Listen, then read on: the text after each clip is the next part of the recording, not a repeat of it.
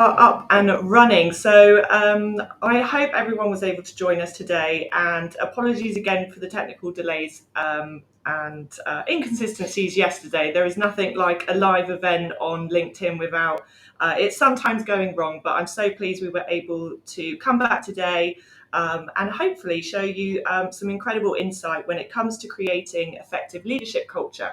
And we've called this today a CEO's winning formula because I'm joined here today by our lovely Alec Johnson, who is TLC CEO. So Alec, thank you so much for joining us today. And I'd love it if you could introduce yourself, but also tell us a little bit about your role and what that entails at TLC. Sure, thank you. Thanks for joining, everybody. Good to be here, Woodsy. So I'm Alec Johnson. I'm the group CEO, and been with the business for 28 years now. And we go through different cycles of evolution, and we're in a very exciting moment at this current phase. And my role in this business is to drive standards, best practice, growth, consistency, quality of work, with all our clients, and to unite all our markets within the group team here based in London. So that's my privileged role. And you work with a lot of our managing directors, right, globally. So a lot of the leaders that are leading each of our markets. Yeah, and this playlist that we're about to show you was written with that in mind, to work with the local MDs, to work with the boards, to drive the culture that we believe does give a winning formula for all the people within the business. Brilliant. So we're about to sort of just give a bit of an overview for you on what we're about to dive into. But it would be great to sort of understand, Alec, about how all of this started for you, because it's been obviously you've always been a leader, and you've been in this role for a little while. I won't say how long, but it's been recently in the last sort of few months that this has really developed for you. And as Alex said, as you've created this playbook. So it would be great to understand how this all started for you. Well, this particular phase started actually over Christmas, and on completion of a book that I'd read by, I was very inspired by an author, Daniel Goleman. Many of you may have read a book from him. He's a wonderful author. And it sort of brought to life how structurally you can drive culture in a very emotional way, by empowering, by breaking up into 6 different leadership styles. Basically everything you do from a leadership perspective. And it sort of inspired me to bring that to life in a screenshot that you see here, which is our leaders playbook. Which sort of talks about 6 different styles of leadership, and the natural default for any leader is to typically employ 1 or 2 of these, action 1 or 2 of these on a daily basis, and the default of that is to go to where you naturally fall into one of these 6 categories. And I think it's worth noting to everyone listening at the moment is Alec has gone through this playbook that has been created from a TLC perspective with all of our leadership team across our world. But also before doing this, you actually took me through it as well, and it was really interesting from a personal level to see this sort of come to light and to see where I naturally slotted into some of these styles, and actually also opened my mind on some of those areas that I probably need to start working in a bit more, just so that rather than having 1 or 2 of them, I grow to have sort of 3 or 4. Would you mind just taking us through each element, just sort of the background and the type of style it does? Sure. So a quick introduction to the 6. And the important thing to remember is, as a leader, you may not have the skill set or the ambition or the appetite on a daily basis to actually run with all 6. But imagine it's a set of cards, and the more you play, and the better you play them, obviously the better the outcome. So I think this will hopefully open your mind to adopt 1 or 2 more, to develop a little bit of your own talent, a little bit of your leadership, so that you can actually make sure that any other gaps that maybe you don't cover are covered within the leadership team, because you can't do everything all day. as a leader, of course. But just as a brief introduction, sort of maybe 15 seconds on each, visionary is exactly what it says, which is to create a culture which is driven by the vision of the business, which is clearly communicated, which is very solution driven. And as a leader, I think TLC is very, very visionary led as a business. That's quite a big part of our culture, isn't it? In It's terms a of big knowing part. what we're working towards. Yeah, and we'll come on to that in a little more depth as we will all of them. Affiliative being relationship led, built on trust, built on empowerment, which is you go away and do your thing, and we back you and support you. So again, a very important dynamic within our business. Democratic is bringing people's ideas to the table, encouraging a culture where people feel very comfortable through processes that you may employ to bring to light lots of people's ideas where decisions are made almost democratically. And that has its challenges, and we'll talk about that in a little more detail. Authoritative, which is something which is unnatural to many, certainly outside of the corporate world. It's where this is the way we're doing it, and I've made a decision, and I believe in this decision, and you better follow, and get on board, with the direction of travel. Coaching, which is obviously critical, and I like to think is a big part of TLC, and the culture that we have here, which is a slightly longer term play, which is bringing together the talent pool that we have and coaching it. It doesn't bring short-term results. It has challenges. You have to believe in the talent, of course, but very, very powerful in terms of the ambitious culture that we try and set. And then finally, pace setting, which is important, but I think the definition of that would be, I'm going to go as fast as I can in this direction, and I'm going to do what I can on a daily basis, and Everyone's got to keep up. You better keep up. And that has its challenges, strengths and weaknesses too. Brilliant. And I think before we sort of now dive into the playbook itself and the flow of how each of these styles come through, when it comes to sort of the vision at the start to then the coaching element and how it plays into sort of our everyday really, would you say there are dangers when it comes to a leader only having one type of leadership style? Yes, there's a huge danger to imagine playing cards with one card.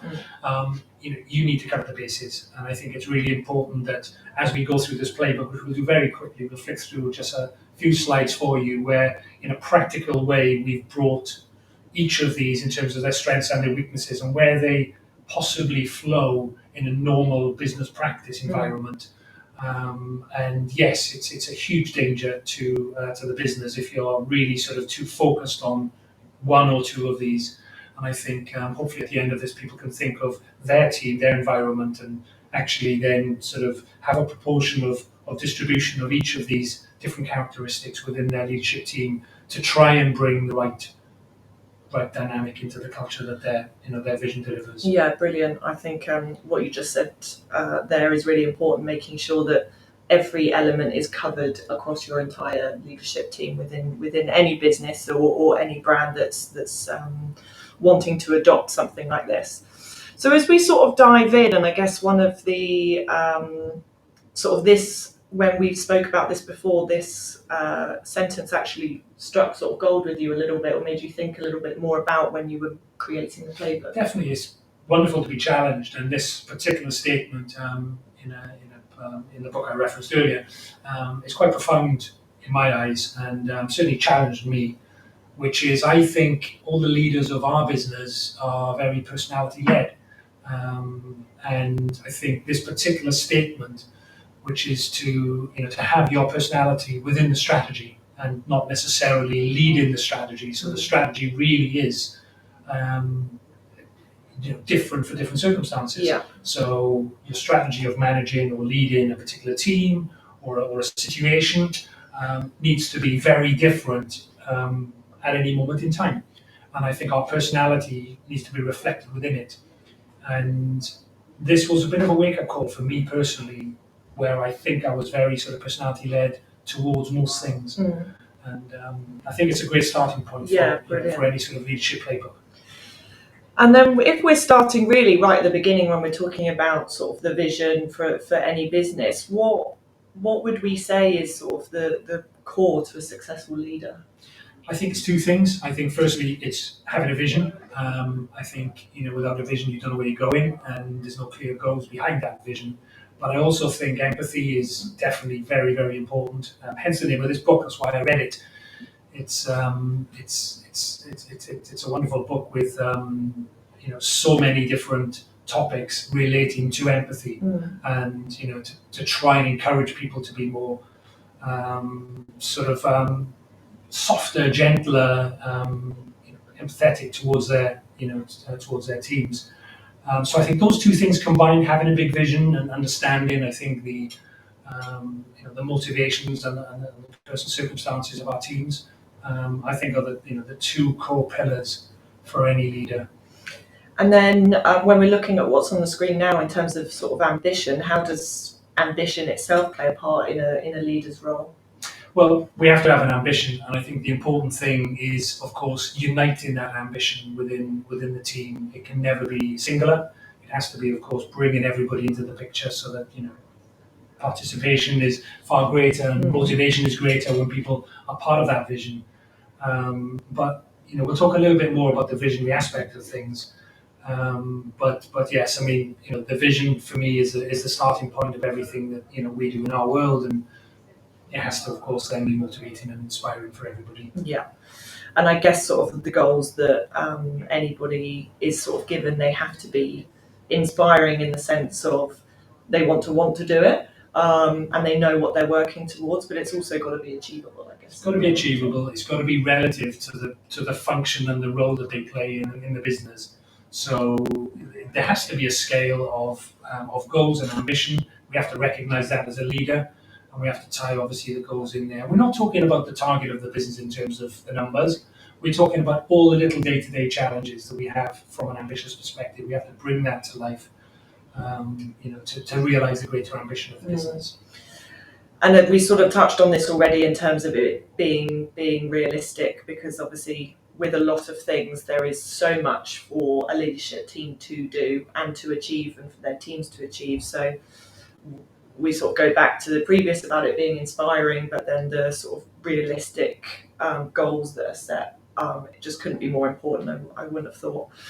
I think realism around the goals, yes, but I was inspired actually by a podcast I was listening to with a fantastic guy called Jake Humphries, and he was talking about Dan Carter. He was speaking with Dan Carter, who's obviously one of the greatest ever rugby players, and he said something quite profound relating to this particular slide, which is every single day to be a high achiever, to be ambitious, to demonstrate that sort of leadership amongst people, you have to put yourself under pressure every single day. And not obviously a pressure which is unhealthy, but something which is motivating and something which is achieving things on a daily basis. And I love that. And I think here we have to be realistic, but the key steps to achieving that vision are absolutely crucial. Yeah. And it has to be a little bit of a stretch. Yeah, definitely. And of course, everything starts with sort of a vision, and I think people will see that we've started obviously with the visionary styles to begin with, because that of course comes up, and it will still pop up later on as we talk through the styles. But as we sort of start talking about the talent that we put into the team, I think for us actually as TLC, we tend to put talent over, or attitude especially over skill set. So how can we motivate the business and the people to be part of that bigger picture and putting the right talent to the right tasks? It's a big challenge. I think a lot of this comes from, again, as you can see in the bottom of the slide here, we moved into affiliative leadership, and that's very relationship led. And I think having a relationship with somebody on a day-to-day basis, part of our role, our function as a leader is to understand what's motivating them. And don't assume because they're in one function, one department, or one responsibility, don't assume that that's necessarily where they want to be in 2 years' time. So I think understanding the motivation of the direction of travel of that individual, I think is really, really crucial, because obviously they want to seem to be progressing, learning new things. But I think having the right skill set in the right place, I think, is critical at this point. And I think that can only come from having a process, having a culture where people feel that they can talk to their leaders, they can speak very openly about their ambitions to be able to make sure that the right talent and passion is in the right place. And democratic, what was sort of the reasoning behind obviously this style, but also how it attributes to leaders and their teams? So we bring in the third aspect, it's the third playing card, if you like. And I think this is a very important part of, again, a leader's role, which is it's having a culture where people feel very accountable, where people feel they can make a difference. I think so. We've talked about the vision, we've communicated it, we put the people in the right place, we have the relationship to understand their motivation and goals. Now our job is to get all of that out into the open, into the business. And I think very often you see people sitting there with so much talent, and it takes time to be able to play the part that they really can contribute to the business. So I think our job is to get the fresh ideas out, get them motivated and buying into the cycle or the challenge, whatever we face on this current moment in time. But I think democratic leadership is really, really important within the structure of the flow of the business. But one of the dangers of obviously democratic leadership is if you step back and let people do a little bit too much, then it can slow processes down, decisions aren't made, it can build frustration. So too much of a democratic leadership can build frustration, which is why isn't the leader taking a decision or moving in this direction when clearly we need to. So I think fantastic to get everybody contributed, but important flag is not to slow the process down. And I think one of the things that we talked about when we were going through all of this was actually a comment I said about managing up. And I think with some of those, you need to make sure that those, as you said previously, about the team making sure that they feel comfortable coming to you, talking to you as a leader, but also saying, I need you to make a decision because we can't move forward without that. And I think actually making sure that your team has the confidence in order to do that. You're very good at doing that. Oh, good. Yeah. Good. We have a nudge culture. A polite nudge culture. And it's very healthy. Yeah. And I think, I encourage anybody to adopt that sort of culture where people are just literally pushing and pulling right through the business. Yeah. I think it's always quite interesting that we put this style in the red colour. I think yesterday when we were talking about it, I sort of put a scary word to it, but it's not really, is it? It's not. It's a structure, and moving into the fourth discipline here, I think this is really important. So you've got the vision, you understand that the roles are in the right people's hands. You've got everybody involved through democratic processes. All of that will fail without some sort of authoritative structure in the leadership, which is basically putting a timeline around everything, a critical path in play, making sure everybody feels accountable to the business. And making sure that there's measurements and steps along the way. And I think that is absolutely crucial and a fantastic reminder to everybody to at certain points in the process, whether that's a short-term project or a long-term business plan, to make sure that there are milestones to be hit and responsibilities to deliver. And one of the things we talked about at the beginning was when we had all the 6 styles up was there a danger if a leader only had one leadership style? So what would be your approach to that leader if they did only have that one leadership style? And it sort of ties in nicely with this when we're talking about coaching. Yeah, so the leaders have to coach the leaders, and looking at the situation where you're looking at a business, you're looking at a team, you're looking at the team leader, it's making sure that obviously we are coaching, it's our job to coach them exactly what we're talking about here. So to understand the different aspects of leadership and how you play the different cards, the different parts of the business, and also making sure that they're coaching their people. So it's a never-ending process. And we say here that we've just put the timeline in play, and coaching is now coming into play as the next card. And what do we do about that timeline? We cannot have a culture where we set anybody up to fail. Yeah. One of the big cards to play is, of course, the coaching card, to make sure that we are giving them the best possible chance of delivering, Yeah. what is their responsibility. And I guess again that sort of, and we'll see as we're sort of talking through this, we're jumping from different styles because you've coached them, they understand their responsibilities, and in essence also setting their personal goals. So how do you manage personal goals? Is it a direct conversation? How often is that happening? Both when leaders are having it with their teams, but also when you're having it with other leaders as well. I think it's very important that, again, coming back to the affiliative-led leadership, it's very important to have that culture, just as a reminder from earlier. But the personal goals, we're not talking about the personal goals for the business, but the personal goals outside of the business. Yeah. And it's our job to understand that. So whether it's a motivation to be somewhere in 6 months, whether it's something they need to do for their family, what is motivating our people to be able to deliver that plan? They've been coached, they understand the deadlines. What's motivating them to come in on Monday and take that responsibility? Why will they go the extra mile and step outside of their comfort zone? It's our job to understand what is going to motivate them to do that. And I guess also everyone's personal goals are very different. So yours might be very different to mine, and without having that conversation, no one's going to understand or know what to put in place in order to make that happen.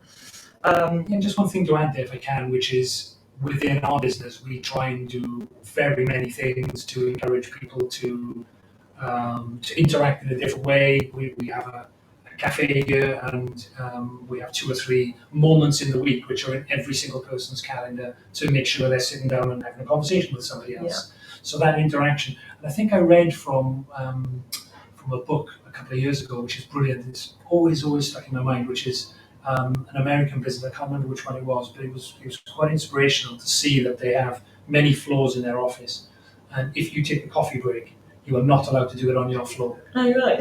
Which I thought was absolutely fantastic. So you nice. Automatically are standing and having a coffee with somebody else. Yeah. Where you have a conversation, you get to know people.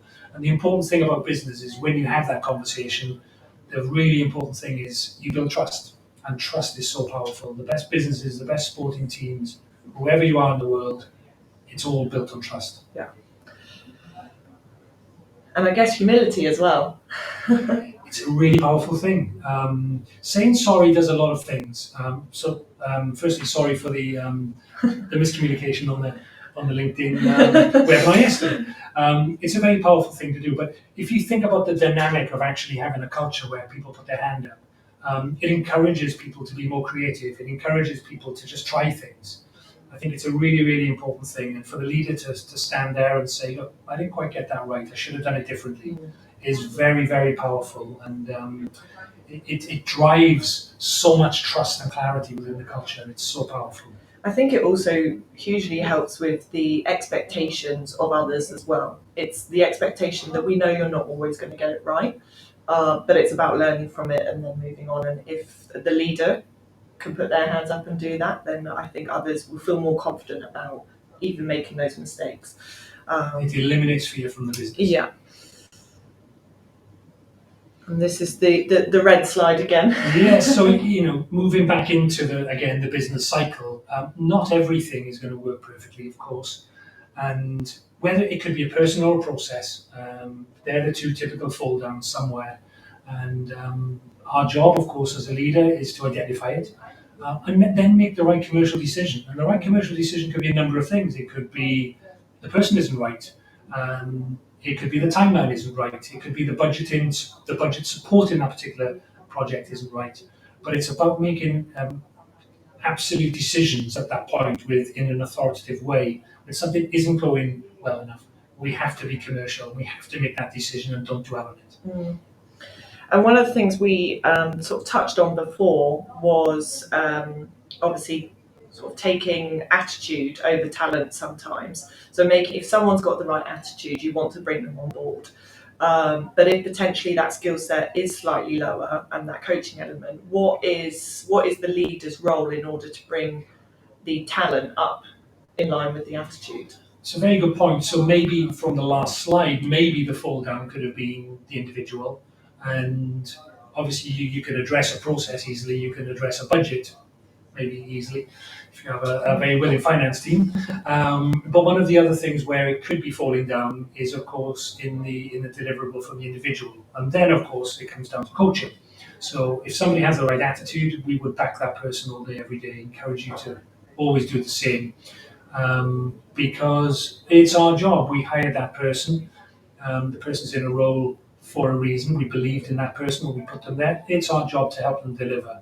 So if it's not going as well as it needs to, have a look at ourselves. What are we doing to help that person deliver? Yeah. And very often this is the solution, which is again coaching, upskilling, and giving them the confidence to be able to step up and deliver. Yeah, I think one of the things at TLC, I've been here nearly 2 years, but the amount that I've learned from even internal sort of global webinars that we run, and we make sure that we're doing that on a weekly basis, about sort of providing that extra insight, knowledge, skill set, also from other people in the business, not just the leadership team.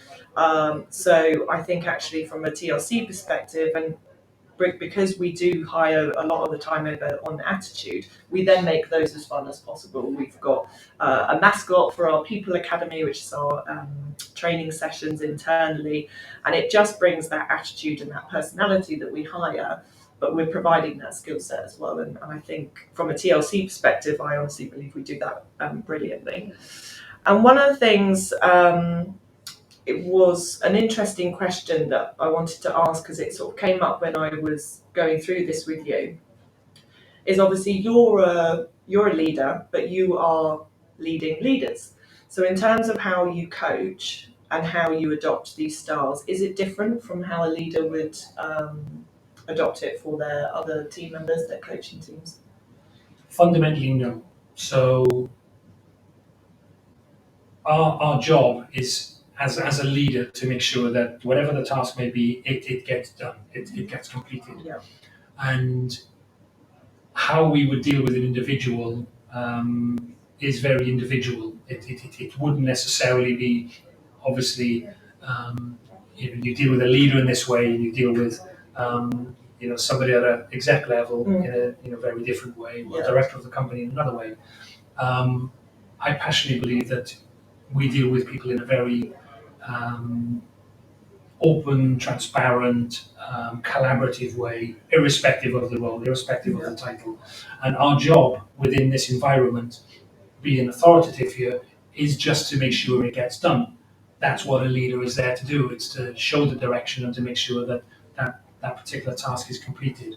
So we do that by demonstrating sometimes that little bit of that authoritative leadership, to make sure that the leader is working in a very transparent way, very collaborative way with the respective people within that team, within that function, to be able to deliver the task. So I personally don't like any managing up or managing down. I think everything is managing sideways. Yeah.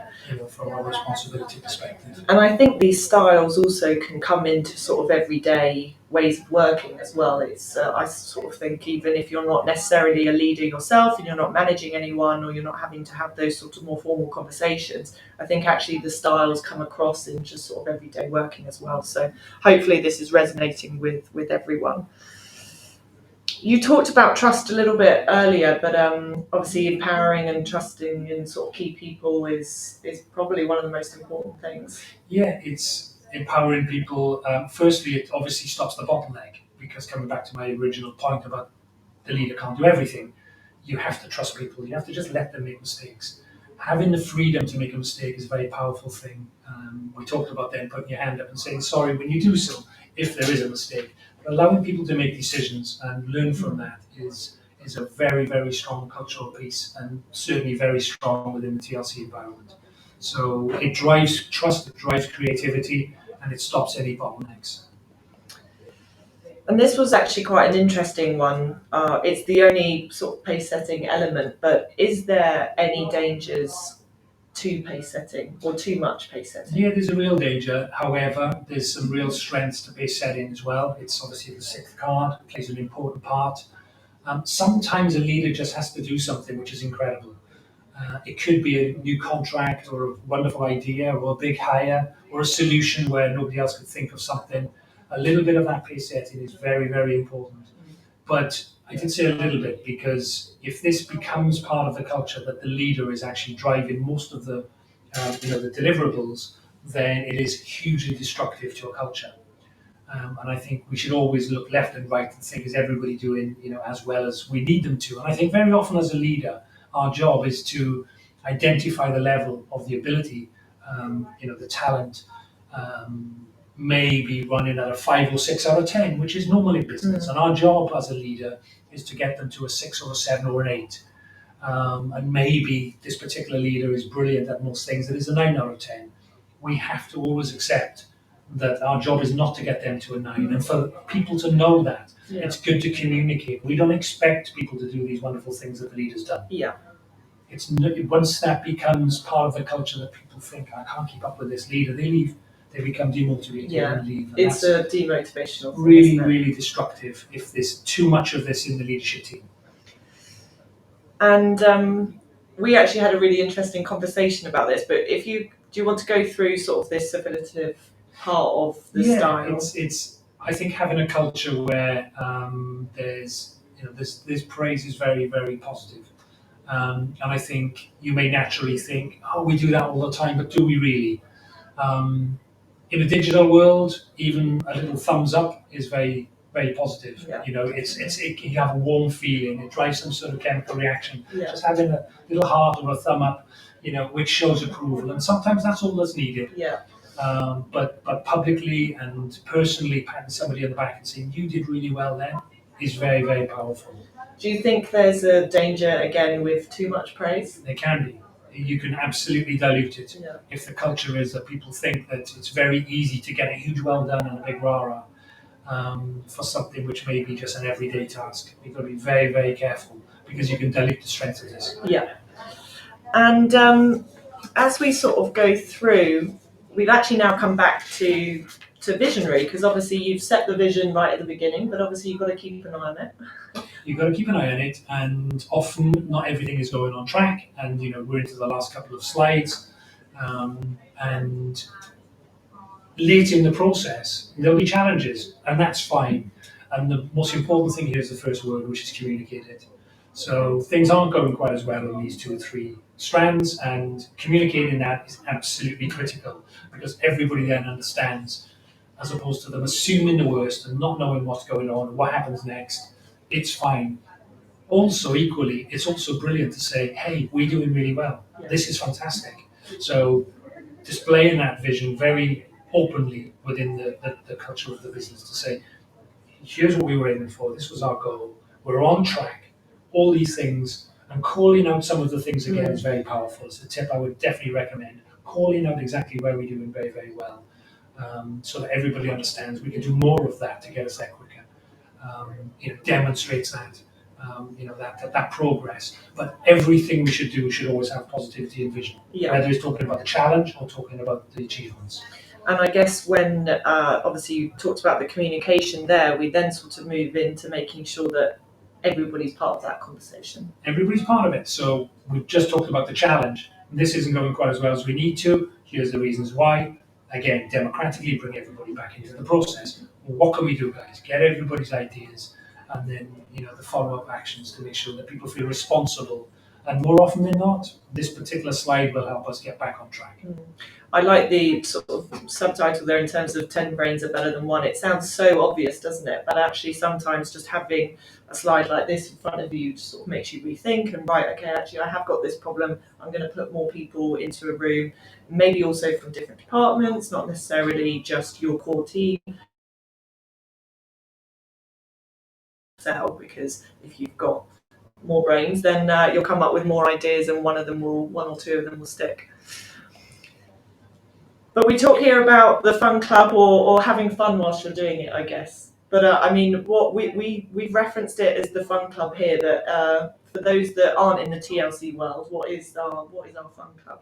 Our fun club is in every one of our offices a few people that have the responsibility to make sure that everybody has fun, and it's a very collaborative thing. It's done on a daily basis. Simple things on a Monday or Friday, plus also on a more macro level, globally, where all our businesses unite and share the best ideas to make sure that we feel truly global and sharing those ideas. And it's often helping people with challenges. It could be personal challenges, but making sure that people are very supportive of each other. It nurtures relationships. It builds trust. But it has to come from the heart. It has to be deeply sincere. It cannot be fake, otherwise it can be very counterproductive. So it's got to be in the hands of people that really do care. It's got to be in the hands of people who want to communicate, have fun. Yeah. The very energetic people within the business, and I think you're part of that. Absolutely. Very fun club yourself. Pancakes were a key highlight yesterday. They were lovely, and thanks for the So, what was quite interesting when we sort of come back to the vision again, but are there some leadership styles that are more long-term than others when we're looking at pace setting or authoritative or even visionary? Are some more long-term? Visionary, definitely. Visionary can be very short-term. This is what we need to do today, but it's also about here's our long-term plan. And I think, obviously, we touched on coaching being a longer-term play as well. It's an investment. It's a deep build. However, this is the point in the process where we come to the end of the presentation where we say, okay, we've done well. This business is on track. And we've got that very, very powerful word, which I often refer to within the TLC world, which is momentum. Momentum is very powerful. It can also be very negative and very destructive. Once you have momentum, it's very, very important that you review, you upgrade the targets, and you go again. Because the constant progress is what creates momentum. And I think you've got to just constantly, whether that's monthly, quarterly, annually, you've got to review that and you've got to reset and you go again. If you don't, you simply stand still. Yeah. And as we sort of conclude, and I think it's been really interesting to see how all of the styles intertwine with each other, but also where we've got to be careful with some of those slides. But if we're thinking about creating a winning culture and going through sort of these top areas as what we've defined as how to create a winning culture. Yes, so there's something I would recommend you print out, you share, maybe use it as a screensaver as a good reminder. If you care passionately about the culture, then I think these are the sort of the disciplines to live by and instill in the team, from top to bottom. Obviously, I'm not going to read them out, but it's very, very driven by ambition and energy and passion. Having an obsession for data, I think, is really important. Many leaders don't; they leave it to everybody else. Have your eye on the data. Spend time with talent. Just invest as much time as you can with people. We're doing it right now. Find solutions. So a leader that complains or a leader that criticizes is not a good leader. It creates a very, very negative environment. And I think focusing on the game changers. So very often the default of a leader is to focus on what you think is something you're best at or something you enjoy. And that's very often the biggest moment in business, or the most important thing in business, is the most difficult thing. It's often the toughest decision. It's normally the right decision. Yeah. So focusing on the game changers of that week as a leader is actually what's going to make the difference. Is what's going to drag us forward. And I just want to go back to having a presence. I think as a leader, you have to be present. It doesn't mean to say, listen to me, but being present for people, having your door open, is very, very powerful. And all of that in those two words, which is our last slide. So this is for anybody within the TLC world or any of our clients listening who've been to many of our offices, you'll see this in lots of different places on our walls, which is to motivate and direct. And these are the two most powerful things for a leader to remember, because motivating people, a lot of what you just saw is actually very motivational for people. Giving direction is also very, very important. But if you do one without the other, if you direct people without motivating or motivate without direction, then it's doomed to fail. Yeah. It will not work. But these two together, everything you do, motivate and direct, you'll deliver. It's definitely extremely powerful just putting those two words into play, and actually, as you said, have sort of the how to create a winning culture up on your screens. Just make sure you go back to it to have a look, and if you need to sort of just rethink about the leadership styles that you've got within your team, but also the ones that you own yourselves as well. But then also just coming back to these two words to make sure that it's part. And we are rounded up now. So, Alec, thank you so much for taking the time to take us through all of that. It's been a really, really interesting insight, and I hope everyone's found it useful. Whether you're a leader or you're looking to take that next step in your career, when it's looking about managing people, then hopefully this has been insightful. We will have another TLC Marketing Show episode in the next few weeks. So look out on our LinkedIn and through our other marketing comms on what that is going to be on and who that's going to be, who I'll be speaking to next. But thanks everyone for joining. We hope you found that really useful. And thanks again, Alec. Thank you too. Brilliant. Thanks, guys. Have a good day.